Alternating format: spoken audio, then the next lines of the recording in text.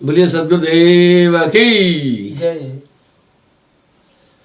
संशय काल सबिन को खाया। कभी कभी आप देखते हैं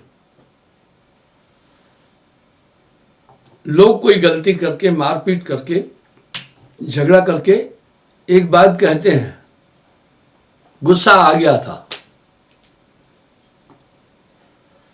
आपने भी अपने जीवन में कई बार क्रोध किया होगा। क्रोध करने के बाद आपने हर बार पछताया होगा। अब सवाल ये उठता है, गुस्सा आया, कहां से आया? आया गुस्सा, क्रोध। सीधी बात है कि इंसान के अंदर अगर सबसे बड़े रिप उसके हैं, शत्रु हैं, काम, क्रोध, लोभ, मोह, अहंकार।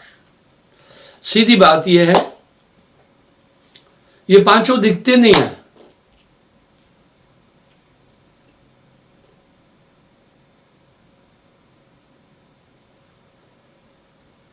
अब कथाओं में आता है,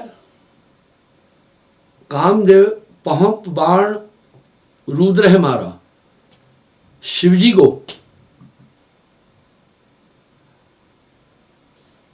कामदेव ने पहुंप कहते फूल की तरह वो बाण मारा ताकि खबर रुद्र न पा। अब आप विचार करें, इसलिए तो बाद में शिवजी कामदेव को भस्म कर रहे थे तो उनकी पत्नी रति ने प्रार्थना की थी।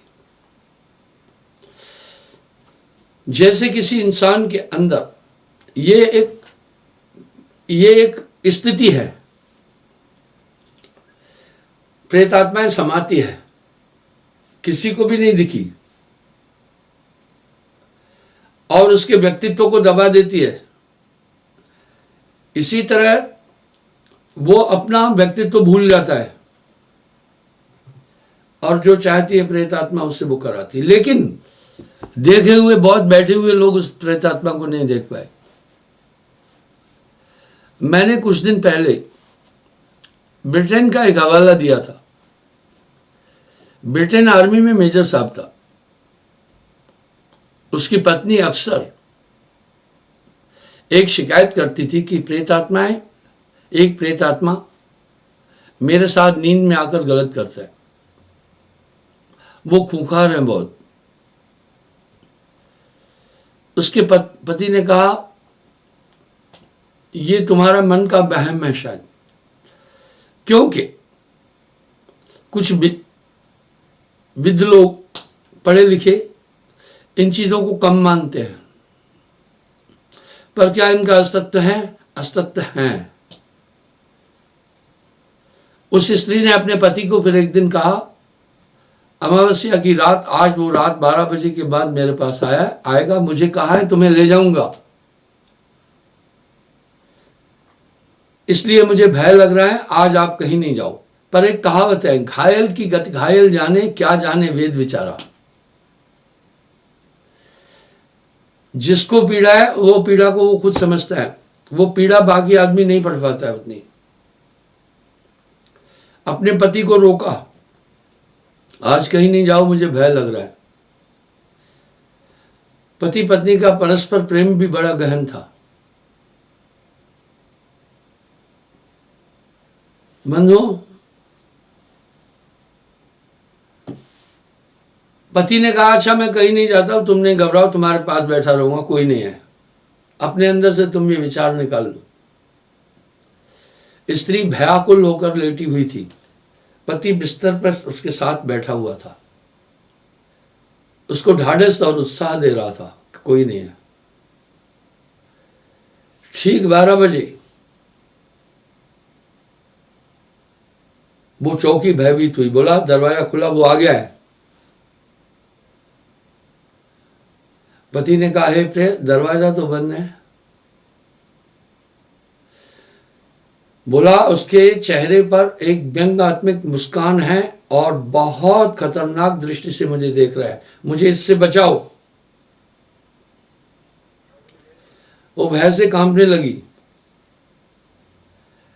पति ढाढ़स देता रहा, हे प्रिय, कुछ नहीं है, ये तुम्हारा मन का वहम है सिर्फ।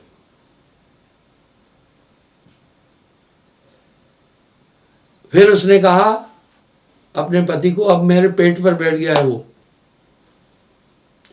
मेरा गला दबा रहा है, मुझे बचाओ। उसने यूं यूं हाथ किया,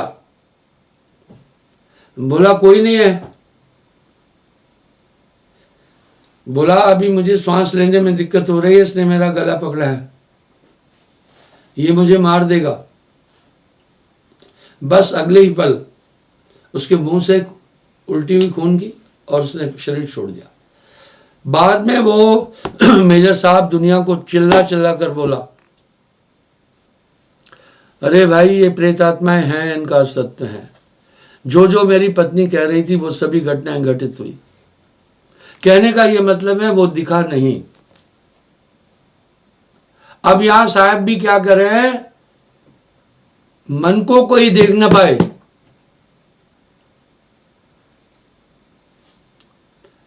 नाना नाश नचाए। इस तरह जीव के संग मन काल को वासा, अज्ञानी नर गहरे श्वासा। आगे साहब कह रहे हैं, बड़ा अच्छा कह रहे हैं,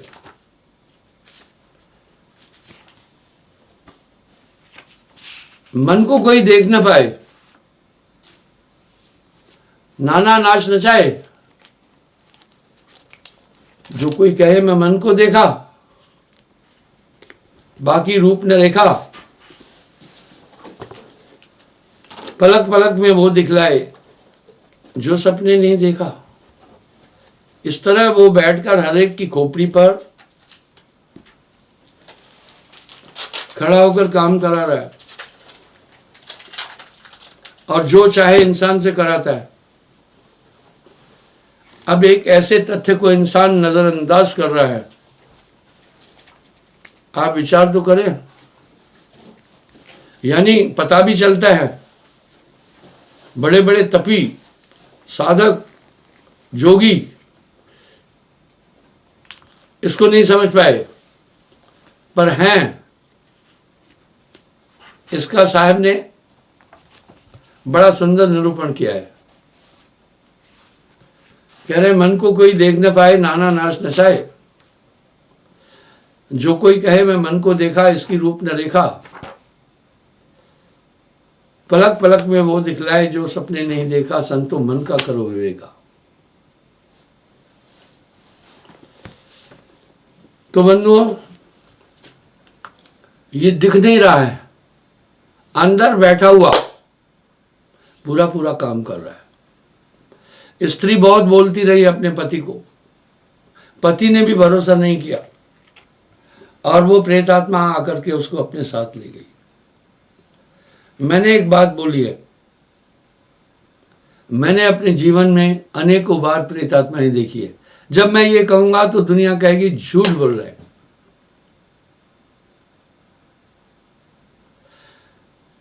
जब भी वो इंसान के अंदर प्रवेश लेते हैं और कहीं भी नहीं दिखेंगे, वो आंख में दिखेंगे। आंख बदल जाएगी। जागृत में चक्षु में भाषा, आंख क्यों बदल जाएगी? आत्मा का वास आंख में है। आंख तो हृदय का दर्पण है। इस प्रकार से क्रोध भी आता है। आप देखें, अब साहब यहां एक शब्द बोल रहे हैं, शब्द में बड़ा वजन है। असुर घट में बसे, कैसे रहब कुशल। ऐसे असुर शरीर में निवास कर रहे हैं तो ये कैसे सुखी रह सकता है। बस यहां रहीम कवि का एक दोहा बड़ा सटीक है। बसे कुसंग चाहत कुशल, बसे कुसंग चाहत कुशल, कहत बसे कुसंग चाहत कुशल, रहीम ये बड़सोस। रहीम जी कह रहे मुझे इसका बड़ा आश्चर्य है। वैसे कुशल चाहत कुशल रहमन बहुत सोच।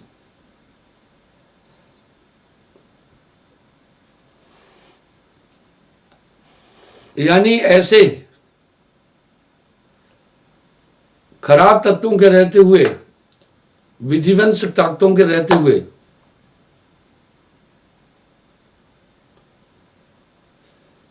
कुशलता नहीं मिल सकती है।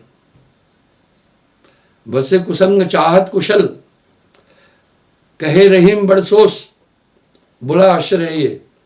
महिमा घटी समुद्र की, जो रावण दशा परोस। समुद्र पर कोई पुल बनाने का प्लान ही नहीं करना था। समुद्र की एक मर्यादा थी, एक महिमा थी, पर रावण पड़ोस में रहता था, इसलिए राम जी ने अपनी सेना वहां पहुंचाने के लिए वहां सेतु बांधा, उसकी महिमा घटी। अब साहब यहां क्या कह रहे हैं? अस असुर घट में बसे, कैसे रहब कुशल। इनके रहते कुशलता नहीं हो सकती। मन के यही वर्ण है, और मन को कोई देख ना पाए। अब यहां साहब कह रहे हैं जैसे प्रेतात्माएं नहीं दिखती है, मन को कोई देख ना पाए। और इन्होंने बड़े बड़े तपस्वियों का शिकार किया है। अक्सर हम कथाओं में, प्रवचनों में, सीरियलों में देखते और पढ़ते हैं कि फलाने तपस्वी ने इतना इतना बड़ा तप किया, उसकी तपस्या नष्ट कर दी। आखिर एक आदमी अपने आत्म कल्याण के लिए तपस्या कर रहा है, ऐसी असुरी ताकत जो उसकी तपस्या भंग करने आई, उस पर किसी का ध्यान नहीं है। और इन्होंने बड़े बड़े विशाल विध्वंस किए हैं। क्रोध भी कम नहीं है। क्रोध पर काफी मैं व्याख्या दे चुका हूं, काम पर भी दे चुका हूं। काम प्रबल अति भयंकर महादारुण काल हो, गण गंधर्व यक्ष किन्नर सभय कीन बिहाल। वाह, गण साधारण आदमी, गंधर्व बड़े बड़े कलाकार आर्टिस्ट, ऋषि मुनि और देवता आदि, सभय कीन बेहाल, सबको बेहाल किया। साहेब धर्मदास को क्या कह रहे हैं? अस असुर घट में बसे, अंदर रह रहे। मेरे पास एक आदमी आया, मुझे कहने लगा मेरी पत्नी के अंदर प्रेत आत्मा है, भूत है। मैंने उसको कहा भूत तो तुम्हारे अंदर भी है। वो मुझे बड़ी संशय की नजर से देखने लगा। उसके दृष्टिभाव से मुझे ऐसा लगा, वो सोच रहा ये महाराज बड़ा गप्पी है। मुझे उसने कहा महाराज मेरे अंदर कोई भूत नहीं है।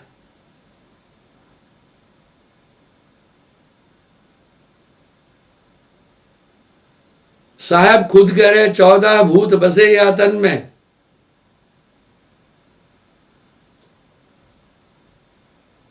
ये 14 यम के दूत इस मनुष्य के शरीर में रहते हैं। इनको कोई छीन न पाए। छीनना कहते पहचान में नहीं आ रहे। ये समय समय पर निकलकर इंसान को हमला कब बोलते हैं? वैसे तो हमेशा साथ है। ये पूरी मन की सेना है। इन सबका संरक्षक और संचालक मन है। और ये निकलकर अपना काम करके चले जाते।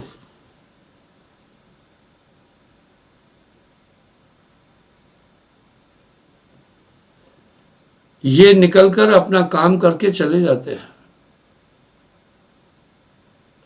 तो साहब कह रहे असासुर घट में बसे, बड़े विभत्स हैं, काम से अधिक क्रोध प्रचंडा। आप विचार तो करके देखें, जब वो आता है इंसान में प्रवेश लेता है, वो बदल जाता है। मुंह से झाग, आंखों से आग, तन से ताप, बस मारो मार, यानी वो भूल जाता है उस समय। आ गया ना, इंसान के अंदर प्रवेश कर दिया। यहां साहब कह रहे हैं, कहत कबीर, सुनो भाई साधो, जगत बनाए मन से। तो कह रहे गण, साधारण आदमी, गंधर्व, बड़े बड़े आर्टिस्ट, ऋषि, श्रृंगी ऋषि जैसे घोर तपस्वी, पराशर जैसे महान तपस्वी, गौतम ऋषि जैसे वीतरांग साधकों को इन्होंने समेट दिया। इनसे बचना बहुत मुश्किल है। निरंजन गोष्ठी में जब साहब संसार में आ रहे थे तो निरंजन ने कहा, आप किसी भी जीव को पार नहीं कर सकते।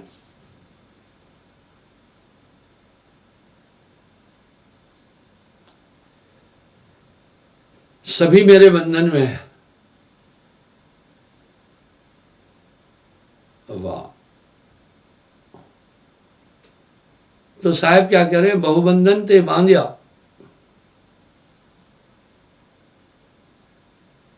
बहुबंधन ते बांधिया,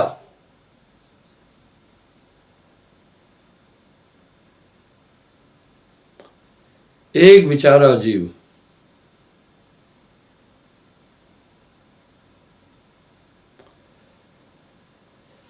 जीव बेचारा क्या करे जो न छुड़ावे पियो।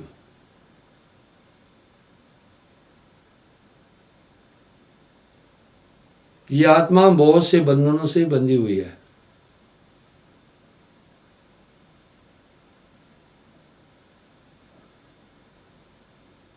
साहब क्या कह रहे हैं,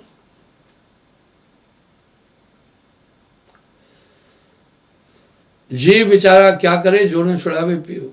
बहुत से बंधनों से बंधी है ये आत्मा, वो यही है। जब ये सवार होते हैं इंसान के खोपड़ी पर, तब कुछ भी नहीं समझ में आता है।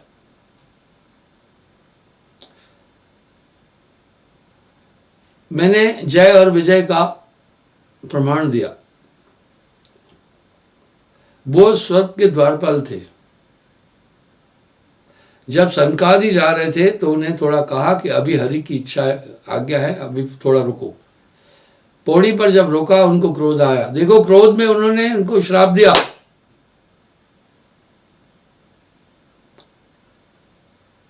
जाओ तुम राक्षस हो जाओ। तो वो रावण, शिशुपाल और हरणाकुश के रूप में पैदा हुई। शास्त्र में लिखा है। यानी शुद्ध बुद्ध सब खो जाता है इंसान। इसी तरह जब काम सवार होता है, इंसान सब कुछ भूल जाता है।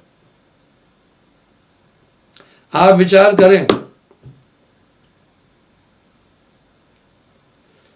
रोज टेलीविजनों पर बलात्कार के मामले में बातें आती हैं कि उनको अभी 4 आदमी को फांसी भी हो गई। बदस्तूर आज भी वो हो रहे हैं। इनका प्रवेग बढ़ गया। पता है, कैनाल में, नहर में पानी कितना है, ये कैनाल हेड के ऊपर जो चैनल है उसको ऑपरेट करने वाले के हाथ में है। इसी प्रकार कितना किस युग में काम, क्रोध कितना, लोभ कितना, मोह कितना। आज आप देखिए इंसान कितना बदल गया, कितना छल, कितनी कपट, ये उसके हाथ में है। यहां तभी तो साहब एक शब्द बड़ा प्यारा बोले, यकलोक व यकवेद दो दरिया के किनारे, सयाद के काबू में है सब जीव बेचारे।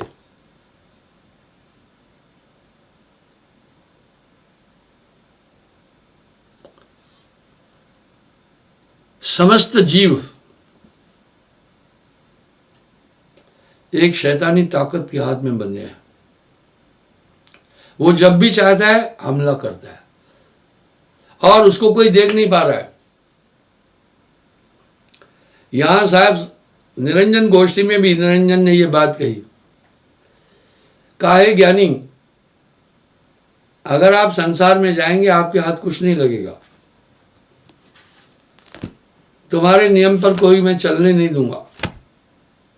आपने देखा नहीं, इतने युग युगंत हुए,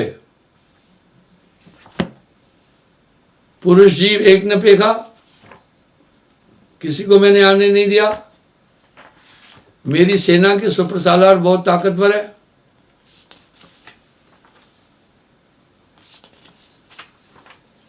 वो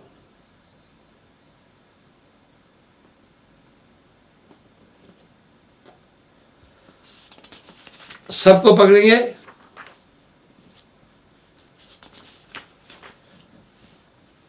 बड़ा उसमें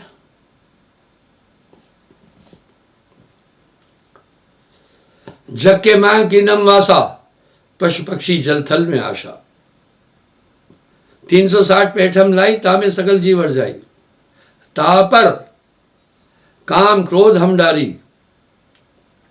तृष्णा सकल जीव कह मारी। बोला उस पर काम क्रोध लोभ मोह और मन ले बैठा हमरी फांसा। आपने देखा क्या एक भी जीव उधर नहीं गया। और वास्तव में आदमी आत्मा तो निर्मल है, पर ये असली ताकतें जब इंसान में रहती हैं, उससे जो चाहती है कराती है। क्या तुम करो का शब्द तुम्हारा, 3 लोग प्रलय कर डारा। साधु संत हम देखी रीति, प्रलय करे सकल सब जीती। बोला इतने बड़े बड़े तपस्वियों को मैंने पलटी खिलाई। इस कलयुग का जीव आपकी बात मानेगा ही नहीं। मन मेरी फांस लेकर बैठा हुआ है। निरंजन बोला, मन ही निरंजन, वाह, मन ही ओंकार, मन ही है करता रहा। 3 लोक में मन है विराजी, 3 लोक में मन है विराजी, ताह न चीनत पंडित काजी। इस प्रकार से देखो, इंसान चोरियां कर रहा है, चंडालियां कर रहा है, हिंसा कर रहा है। मुझे बड़ा आश्चर्य हुआ, एक आदमी ने सिर्फ 10 रुपए के लिए अपने दोस्त को खत्म कर दिया। कानपुर की बात है। पलटत बुद्धि न लागत बेरी, बेर कहते टाइम को। जब ये इंसान के खोपड़ी पर आ जाते हैं तो उसका दिमाग पलटने में ज्यादा देर नहीं लगती है। तो साहब कहे, भाई नाम की इतनी ताकत होगी, तेरा बस नहीं चलेगा वहां। वाह। अब आप खुद देखें मेरे वचनों की प्रमाणिकता। नाम के बाद आप देखें कितने संयत हो गए, आप कितने नियंत्रित हो गए। आपको मन समझ में आ रहा है। काल निरंजन यह जग ढहकाया, काल निरंजन जग ढहकाई, नाम होए तो मात नवाई। कितनी प्यारी बात बोल रहे हैं साहब। ढहकाने का मतलब निगल जाता है, पर कह रहे नाम होए तो मात नवाई। बहुत अच्छा एक प्रमाण आपके सामने है। आप देखें हर एक इंसान के अंदर ये असुर रह रहे हैं। काम क्रोध लोभ मोह अहंकार ईर्ष्या राग द्वेष निंदा चुगली आदि, ये दुर्गुण रहते हैं, हर इंसान में रहते हैं। आप में अभी भी होंगे। अब नियंत्रण में आ गए कि नहीं आ गए, आप देख सकते हैं। नामदान से पहले आप कैसे थे, नामदान के बाद अब आप कैसे हैं। साहब क्या कह रहे हैं, निरंजन साहब से कह रहे हैं 5 25 3 गुण आई, यह ले सकल शरीर बनाई। बोला 25 प्रकृतियां, 5 गुण और मन बुद्धि चित्त अहंकार, ये सब मेरे नियंत्रण में है। तापे पाप पुण्य हम वासा, मन बैठा ले हमरी फांसा। बोला मन एक फांस लेकर बैठा है हमारी, जहां तहां जग सबे भरमावे, ज्ञान संत कुछ रह न पाए। विश्वामित्र राजपाट समस्त त्याग करके संन्यास लिया और मेनका में उलझ गया। ग्रह छोड़ भय सन्यासी, तेऊ न पावत पारा। यानी जो भी मनुष्य कितना भी जतन करे, इनसे नहीं बच सकता। ये बहुत खतरनाक दुश्मन अंदर है। पर साहब कह रहे हैं बची हो एक उपाय, सार नाम को उपाय किया। बस संतों ने इस आइडियोलॉजी पर बहुत वजन दिया। जब ये नाम आएगा, जहां नाम तय काम नहीं, जहां काम नहीं नाम। कहे कबीर कैसे रहे रवि रजनी इकठाम। तो कह रहा जहां तहां सब जग भरमाऊं, ज्ञान संत कुछ रह न पावे। जब ये चीजें आकर प्रकट हो जाती है तो आदमी की मत ही बदल जाती है, बिल्कुल ये आच्छादन कर देते हैं। एक नाम की कहते का आशा। बोला तुम्हारा एक नाम क्या करेगा? हमरे हैं 84 फांसा, हमारी तो 84 फांस है। अब साहब क्या करें? बोले ज्ञानी शब्द विचारी, छूटे 84 की धारी। छूटे 5 25 गुण तीनों, ऐसो नाम पुरुष में तीनों। अब आप चेक देख सकते हैं, अंतःकरण बहुत निर्मल हुआ। निर्मल जल के अंदर तह पर रखी हुई सब चीजें दिखती है। इसलिए दिल का हुजरा जब साफ हो जाता है तो अपने अंदर के बैठे हुए दुश्मन सब दिखते हैं। मैंने जब एक आदमी नामदान लेते, मैं 5000 लोगों को रोज नाम देता था, महीने में नाम देता था, पूरा भारत घूमता था। जब मैं ये 7 नियम बताए, मुझे एक आदमी ने कहा महाराज, मैंने फिर हामी भराई, पालन करोगे ना? सबने कहा हाँ। एक आदमी ने मुझे बोला महाराज बात सुनो, अगर हम इनका पालन कर सकते होते तो शायद आपके पास आने की जरूरत नहीं थी हमें। इनका पालन करने वाला तो देवता रूप हो जाता है। यही तो हमला है ना हम पर। आप कह रहे हैं, हामी भरा रहे हैं। मैंने कहा चिंता मत करो, इन पर चलने के लिए एक अंदर से ताकत मिल जाएगी। इन पर चलने के लिए एक ताकत मिल जाएगी। वैसे ही है गुरु शिष्य और ईश्वर, मिल कीना भक्ति विवेक, तीनों त्रिधारा बनी आगे गंगा एक। माँ बच्चे को चलना सिखाती है, बोलना भी, वाह कर देती है। बचपन में हमने देखा एक गाड़ा होता था 3 पहिए का, 2 पीछे 1 आगे, उसको पकड़कर बच्चा चलाता था। कभी कभी माँ बच्चे की दोनों उंगली पकड़ती है और धीरे धीरे कहती है चलो चलो चलो, बच्चा खुश होता है। हाँ, बिना उंगली के नहीं चल सकता था वो, बिना सहारे के खड़ा भी नहीं हो सकता था वो। लेकिन सिर्फ उंगली काम नहीं किया, उसमें बच्चे का भी सहयोग था। बस गुरु शिष्य और ईश्वर, मिलकीना भक्ति विवेक, तीनों त्रिधारा बनी आगे गंगा एक। कबीरा आगे गंगा एक।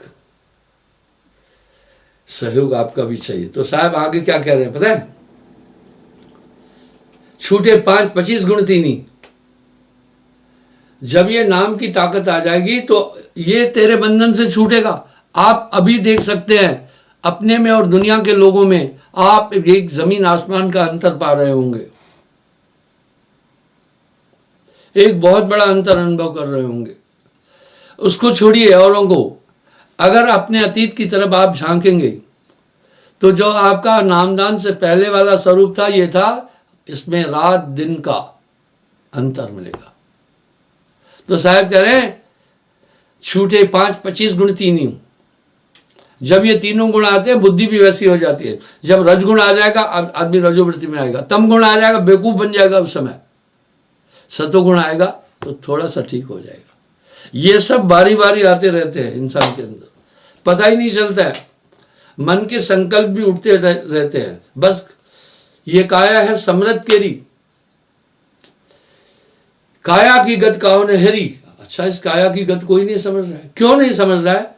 शिव गोरख से पच हारे, इस काया का भेद न पाए। क्यों नहीं समझ पा रहा है? अंदर के ये शत्रु अपना पूरा पूरा काम कर रहे हैं। अंदर के ये शत्रु अपना पूरा पूरा काम कर रहे हैं, दिखते नहीं है। तो कहा ऐसा नाम पुरुष में दीनू, मेरे पास ऐसी ताकत है कि तुम्हारे ये सभी का जोड़ नहीं चलने दूंगा। अब साहब की के शब्दों की प्रासंगिकता अपने दिल से देखिए। नाम की प्राप्ति के बाद आप में अमूल चूक परिवर्तन है, बहुत बड़ा परिवर्तन है। बस यूं कहेंगे काग पलट हंसा कर देना। अब निरंजन क्या बोले? हे ज्ञानी क्या करो बड़ाई, हम ते ना छूट जीव जाइए। बोला हम जीव को छोड़ेंगे नहीं। आप देखो, जब भी चाहे मौत आ जाती है, इंसान चाहता नहीं मरना। लग रहा है ना एक अज्ञात ऐसी शातिर ताकत हम सब जीवों को बांधे हुए। इतने युग भय क्या तुम देखा, ज्ञानी हंस एक न पेखा। एक को भी सतलोक नहीं आने दिया साहब, वो निरंजन कह रहे हैं। कह रहे क्या तुम करो, क्या शब्द तुम्हारा, 3 लोक पढ़ ले तर डारा। 3 लोक में मेरी हुकूमत है। साधु संत हम देखी रीति, पढ़ ले परे सकल जग जीती। बोला बड़े बड़े तपस्वियों को ढहकाया है, कर्म रेख बांधे सब साधा, सुर नर मुनि सकलो जग मांदा। अगर आप थोड़ा सा गंभीरता से चिंतन करेंगे तो ये दुनिया आपको बहुत अटपटी लगेगी, एक निरंजन का खेल लगेगा। अब यहां साहब क्या कह रहे हैं? वो कह रहे हैं सबको नचाया। ज्ञानी कहे काल अन्यायी, नाम बिना तू खाए चबाई। बोला नाम के बिना तू इनको खा गया। मैंने एक दिन पहले भी एक बात बोली थी, तमोड़ियां, इन्हें ततैया भी कहते हैं। ये जहां घर बनाती है उसके आसपास आदमी को नहीं आने देती है, बड़ी जिद्दी होती है। हमारे आश्रम में रहने की बड़ी व्यवस्था है, मैंने पहले ही कहा, लेकिन हर पूर्णिमा पर 30-40 हजार लोग आते हैं, दूर दूर से भी आते हैं। अक्सर यहाँ पूर्णिमा पर दिल्ली नज़दीक है, राजस्थान, हरियाणा, पंजाब, हिमाचल प्रदेश, जम्मू कश्मीर, यहाँ के लोग आते हैं। दूर दराज के आते हैं, पर मैं वहाँ खुद जाता हूँ। उदाहरण के लिए महाराष्ट्र, कुछ लोग महाराष्ट्र से भी आ जाते हैं और कुछ गुजरात से भी आते हैं। तो उस समय सबको रहने की व्यवस्था देनी पड़ती है, इंतजाम करना पड़ता है। तो काफ़ी हमें उनको, सर्दी यहाँ बड़ी भयंकर होती है क्योंकि हिमालय के आंचल में ये कंडी एरिया है। गर्मी भी भीषण गर्मी होती है। मैंने जनरेटर 75 केवी के लगा रखे हैं। 75 केवी का जनरेटर एक गांव को बिजली देता है, तभी भी बिजली की खपत पूरी नहीं होती। तो बाकी टाइम पर जब लोग चले जाते हैं तो ये पूरा स्थान खाली रहते हैं। इतना बड़ा विशाल आश्रम है जिसमें 1 लाख लोग रह सकते हैं। उनके भोजन का, रहने का, स्नान पानी का और सभी चीज़ों का, शौचालय का पूरा इंतजाम है। तो फिर क्या होता है, ये तमोड़ी वगैरह ततैया आकर यहाँ घर बनाती है, अंदर काफी परेशान करती थी। मुझे एक आदमी ने कहा, गुरुजी अजवान का सिर्फ धुआं करो।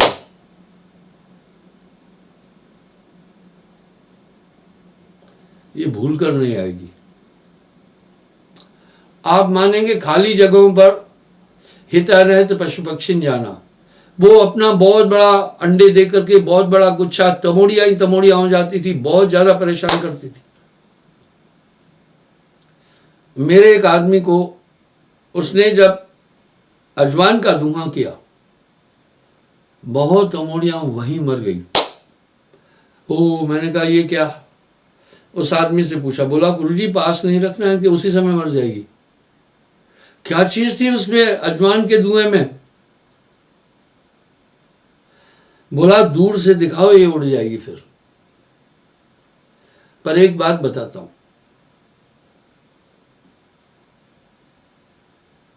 मैं बचपन की बात बताता हूं, कुछ अनुभव जिंदगी भर साथ देते हैं। गांव में घर था, लोग कहते हैं धुआं करने से मधुमक्खी भग जाती है। बिल्कुल ठीक। कुछ बच्चों के साथ एक छज्जा लगा था मधुमक्खी का। बच्चे तो अबूधी होते हैं। मधुमक्खी के छज्जे के पास कचरा वगैरह इकट्ठा करके धुआं करने के भाव से आग लगाई। आप मानेंगे मधुमक्खियां जलकर नीचे गिरी, लेकिन अपना छज्जा नहीं छोड़ा उन्होंने। उनके उसमें बच्चे थे। जीव न मारो बापरा, सबके एक प्राण। पर अजवान का धुआं इतना भयंकर होता है, धुएं से ही वो चली जाएगी। पर धुआं उनसे कम से कम 15-20 फीट दूर होना चाहिए। अगर बहुत नजदीक है तो मर जाएगी। वाह, अजवान के धुएं में मधुमक्खी, ततैया आदि ऐसे जर्म्स रहेंगे ही नहीं किए। तो साहब कह रहे हैं उस नाम के बाद तुम्हारा जोर ही नहीं चलेगा, सब शिथिल हो जाएंगे।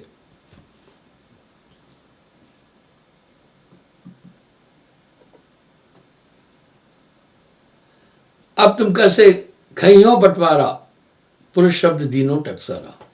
बोला मेरे पास नाम है, गुप्त वस्त्र प्रभु मोह को दीना, नाम विदेश शब्द को चीना। 5-25 और गुण तीनों, इनते मोर हंस ले छीनो। यानी वो शरीर में रहते हुए भी बाकी से अलग रहेगा। वाह क्या बात है। 5 जने की मेटो आशा, पुरुष शब्द भयो विश्वास। बोला काम क्रोध लोभ मोह अहंकार, ये बहुत ही कमजोर होंगे उसमें। अगर ये नहीं होंगे तो काया भी नहीं चलेगी। पर इनकी प्रबलता, अधिकता तो सब चीज की बुरी है। ये साहब ने कहा ये सब कह रहे हैं 5 जने की मेटे आशा, पुरुष शब्द भाको विश्वासा। बोला मैं आपको सच बताता हूं कि नाम के बाद ये 5 काबू आएंगे। बिल्कुल आप चेक कर सकते हैं। गुस्सा पहले आता था, विध्वंस मचाते थे आप, अब नहीं है, लेकिन कंट्रोल हो जाता। ये सब नियंत्रित हो जाएंगे। मेटो काल सकल उर्झेरा, तुम्हारे जितने उलझावे सब मिटा दूंगा। जब मेरे पास लोग आते हैं व्यथित, तो मैं उनको एक ही बात कहता हूं, सुमरण करना। वो सोचते हैं गुरुजी सबको एक ही दवा बता रहे हैं। अरे भाई, सुमरण से सुख होता है, सुमरण से दुख जाए। कहे कबीर सुमरण किए साईं मैं समय हो रहा है। कहने आज के प्रवचन का भाव यह था कि नाम के बाद वो ताकत आती है, अन्यथा इनसे कोई किसी तप, किसी योग, किसी कर्म, किसी क्रिया से नहीं जीत सकता है। नाम होए तो मात नवाई, ना तो ये जग मान न चाहिए। साहब कल पुनः मैं हाजिर हो जाऊंगा।